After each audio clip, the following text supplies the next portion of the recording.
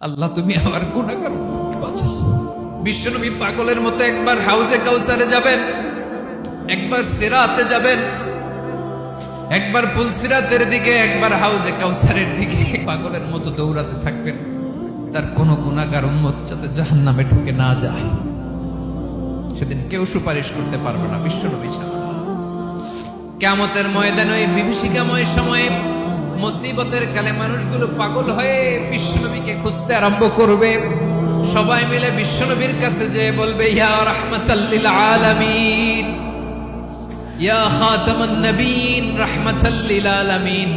দেখেন আমাদের কি অবস্থা, কি কঠিন বিপদে আমরা আছি, দাঁড়াতে পারি না, সূর্যের আলোতে ঘেমে হয়রান। আজকে কেউ সুপারিশ করতে পারবে না। সব নবীরা অপারগতা স্বীকার করেছে, তারা বলেছে আপনি ছাড়া কেউ নাকি আল্লাহর সামনে দাঁড়াতে পারবেন না, আপনি একটু সুপারিশ করেন।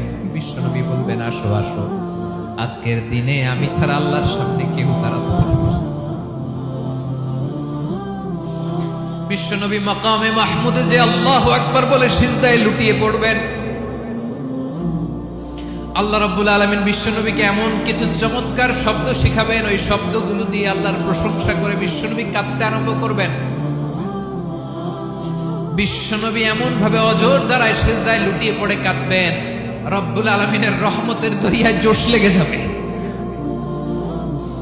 রব্বুল আলামিন এই দৃশ্য থেকে সহ্য করতে পারবেন না। রব্বুল আলামিন বলবেন, ইয়া মুহাম্মদ ইরফা রাসাক, ও নবী আপনি মাথা তোলেন, মাথা তোলেন, আপনার কান্না আমি সহ্য করতে পারি না। নবী আপনি মাথা তোলেন, সাল তুতা, আজকে আপনি যা চাবেন তাই দেব। নবী আপনি সিজদা থেকে মাথা তুলেন, সাল তুতা,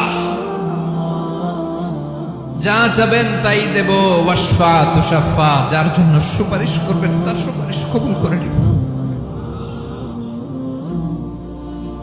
বিশ্বনবী এবার মাথা তুলবেন।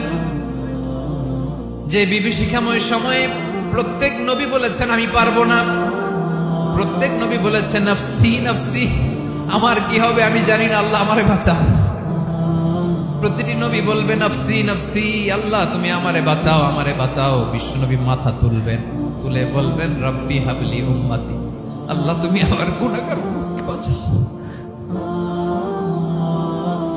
এই দুনিয়ার বুকে রব্বুল আলামিন সব নবীকে একটা করে দাওয়া মুস্তাজাবা দিয়েছেন, মানে যে দোয়া করলে কবুল হয়ে যায় সাথে সাথেই। দাও বিহা, দুনিয়ার সব নবীরা ওই দোয়াটা দুনিয়ায় করে ফেলেছে। সব নবীকে আল্লাহ একটা করে দোয়া দিয়েছে, নবী দোয়া করলেই কবুল। সব নবীরা ওই দোয়া করে ফেলেছে দুনিয়াতে। বিশ্বনবী বলেন আমি করি নাই।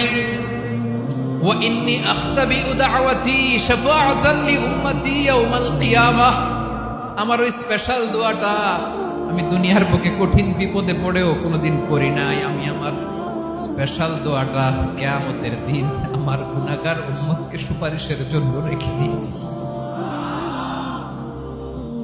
আল্লাহ বলবেন নবীর ফারাসাক, মাথা তোলেন, আর কাটবেন না।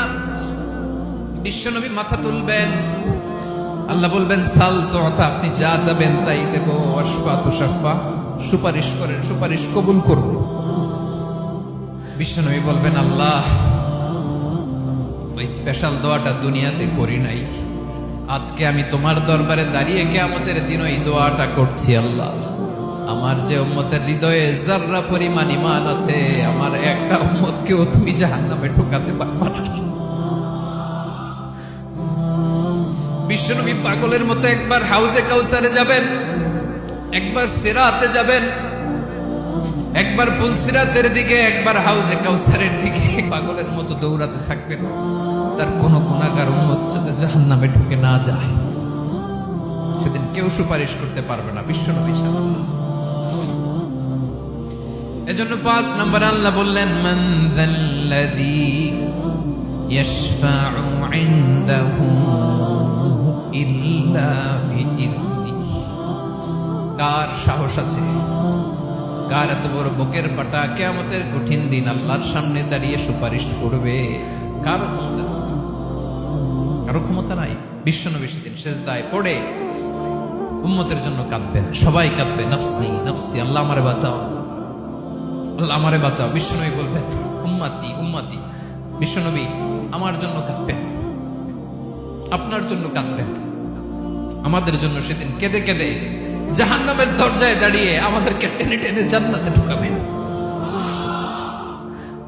এজন্য এই বিশ্বনবীর ভালোবাসা যেন আমাদের হৃদয়ে ভরপুর থাকে। আমার ভাইয়েরা, প্রতি শুক্রবার বিশ্বনবীর উপরে বেশি বেশি যেন আমরা দুরূদ পড়ি। আমরা যখন বিশ্বনবীর সালাম দেই, দুরূদ পড়ি,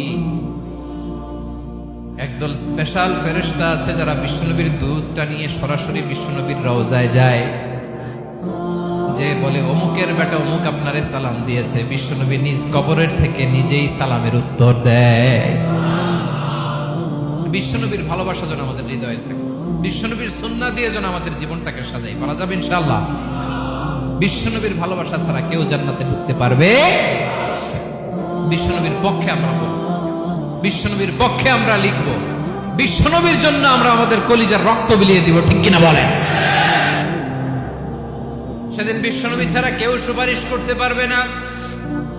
5 নম্বর আল্লাহ বললেন, মান দাল্লাযী ইয়াশফাউ ইনদাহু ইল্লা বিইذনি, কে আছে সুপারিশ করবে আল্লাহর সামনে আর আপনি আপনার বাবার দরবারে যে সেজদা দেন। হ্যাঁ, ইব্রাহিম আলাইহিস সালাম থারথার করে কাঁপবে আর বলবে নাফসি নাফসি, আল্লাহ আমারে বাঁচাও। মুসা আলাইহিস সালাম থারথার করে কাঁপবে, আল্লাহ নাফসি নাফসি, আমারে বাঁচাও। আর আপনি পীরের দরবারে যে সেজদা দেন, কোথায় আছেন আপনি? খবরদার, কেউ বাঁচাতে পারবে না।